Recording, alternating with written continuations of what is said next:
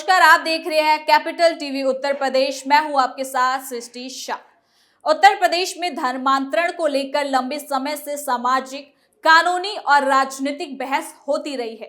बीते कुछ सालों में सामने आए मामलों ने ये साफ किया है कि ये मुद्दा केवल आस्था तक सीमित नहीं, बल्कि कानून व्यवस्था और सामाजिक संतुलन से भी सीधे जुड़ा हुआ है। ऐसे संवेदनशील विषय पर सरकार की भूमिका बेहद अहम हो जाती है। फतेहपुर से सामने आया हालिया मामला एक बार फिर इसी बहस के केंद्र में है, जहां कथित रूप से प्रलोभन के जरिए धर्मांतरण की कोशिश के आरोप लगे हैं और प्रशासन ने तुरंत कार्रवाई की है। इस पूरे घटना ने मुख्यमंत्री योगी आदित्यनाथ के नेतृत्व में अपनाई गई उस सख्त नीति को रेखांकित किया है, जिसके तहत जबरन या लालच देकर धर्म परिवर्तन कराने को बर्दाश्त नहीं किया जाएगा। योगी सरकार का संदेश साफ है कि धर्म की स्वतंत्रता सबको है, लेकिन कानून की सीमाओं का उल्लंघन किसी भी कीमत पर स्वीकार नहीं होगा। यही वजह है कि शिकायत मिलते ही पुलिस और प्रशासन हरकत में आई और मामले को कानून के दायरे में लेकर जांच को शुरू की गई। तो चलिए जरा विस्तार से जानते हैं क्या है ये पूरी खबर। धर्मांतरण पर सरकार की सख्त नजर, कानून से ऊपर कोई नहीं, शिकायत मिलते ही एक्शन, योगी सरकार की जीरो टॉलरेंस नीति। उत्तर प्रदेश में धर्मांतरण को लेकर एक बार फिर सियासी और सामाजिक बहस तेज हो गई है।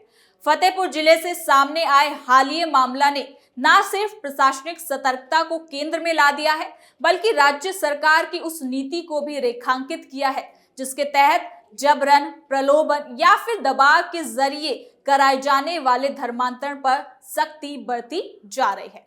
इस पूरे घटना ने साफ कर दिया है कि प्रदेश में कानून व्यवस्था और सामाजिक संतुलन को लेकर सरकार किसी भी तरह की ढिलाई के पक्ष में नहीं है। जहां फतेहपुर में एक चर्च से जुड़े पादरी और उनके बेटे की गिरफ्तारी के बाद मामला चर्चा में आया है। आरोप है कि चर्च में आयोजित प्रार्थना सभा के दौरान कुछ लोग लालच देकर धर्म परिवर्तन के लिए प्रेरित कर रहे थे।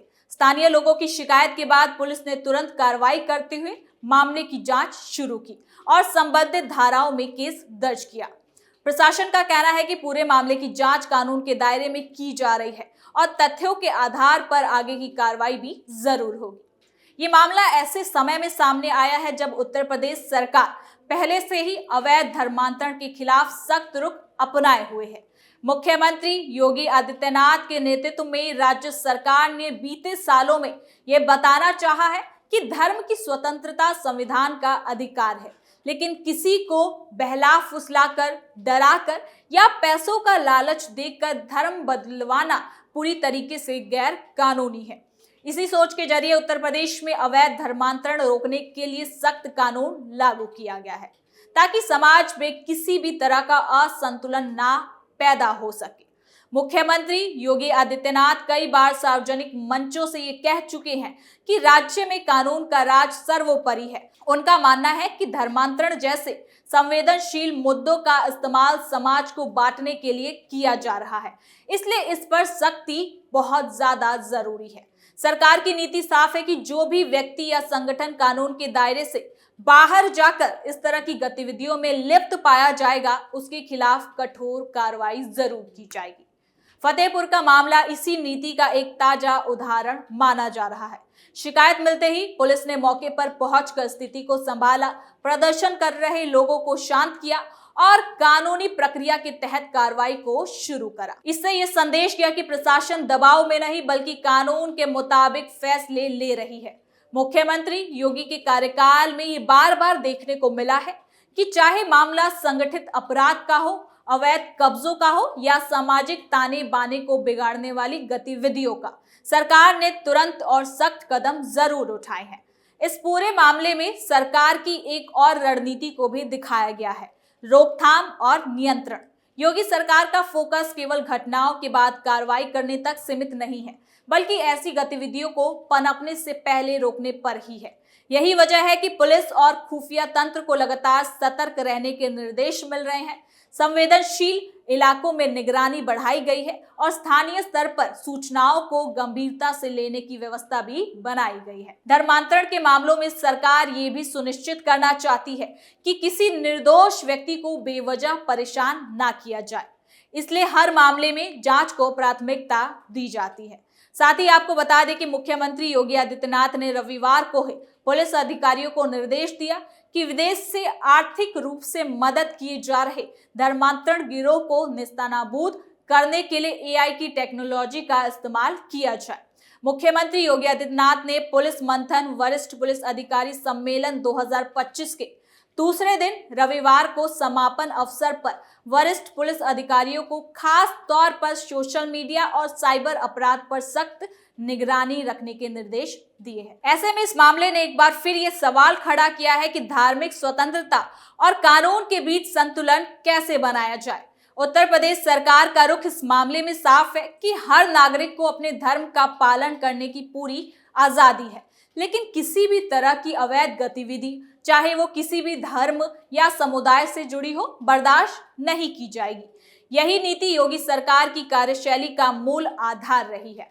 मुख्यमंत्री योगी के फैसलों का असर सिर्फ कानून व्यवस्था तक सीमित नहीं रहा है। उन्होंने सामाजिक सौहार्द को बनाए रखने को भी अपनी प्राथमिकता में शामिल किया है।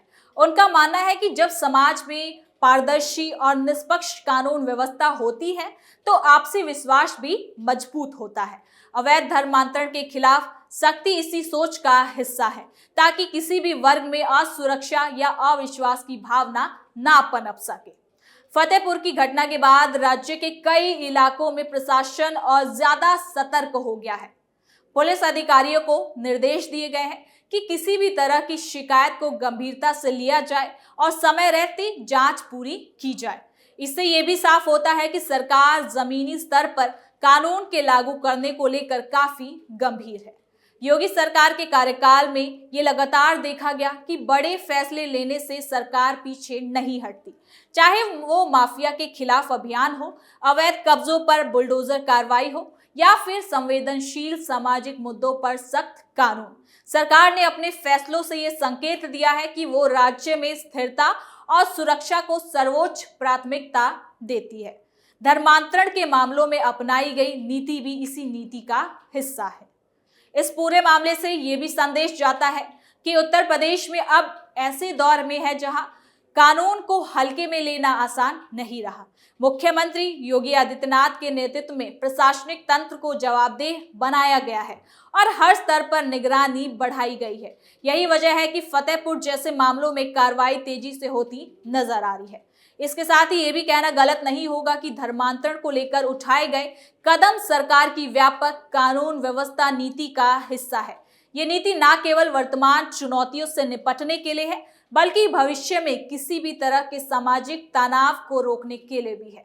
मुख्यमंत्री योगी आदित्यनाथ के फैसले इस बात का भी संकेत देते हैं कि सरकार का निर्देश स्पष्ट दिशा में आगे बढ़ रहा है, जहां धार्मिक स्वतंत्रता का सम्मान हो, लेकिन कानून से ऊपर कोई भी नहीं। यानी कि फतेहपुर से सामने आया ये मामला केवल एक जिले या एक घटना तक सीमित नहीं, बल्कि ये उस व्यापक नीति और सोच को भी दर्शाता है जिसके तहत उत्तर प्रदेश सरकार सामाजिक संतुलन और कानून व्यवस्था को सर्वोच्च प्राथमिकता दे रही है।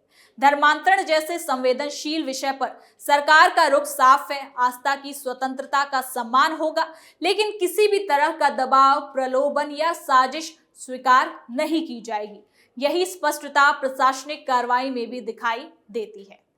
मुख्यमंत्री योगी आदित्यनाथ के नेतृत्व में प्रदेश ने बीते सालों में ये अनुभव किया है कि सख्त फैसले ही लंबे समय तक स्थिरता और शांति का आधार बनते हैं। चाहे माफिया के खिलाफ अभियान हो या सामाजिक ताने बाने को कमजोर करने वाली गतिविधियों पर लगाम, सरकार ने हर मोर्चे पर ये संकेत दिया है कि कानून से ऊपर कोई नहीं है।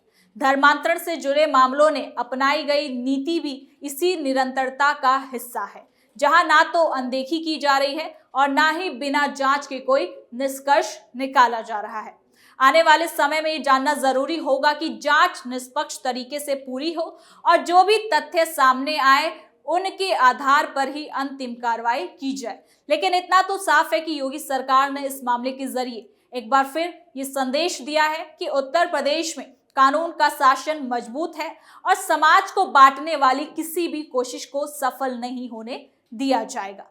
यही नजरिए प्रदेश को स्थिर, सुरक्षित और संतुलित बनाए रखने की दिशा में एक अहम कदम माना जा सकता है।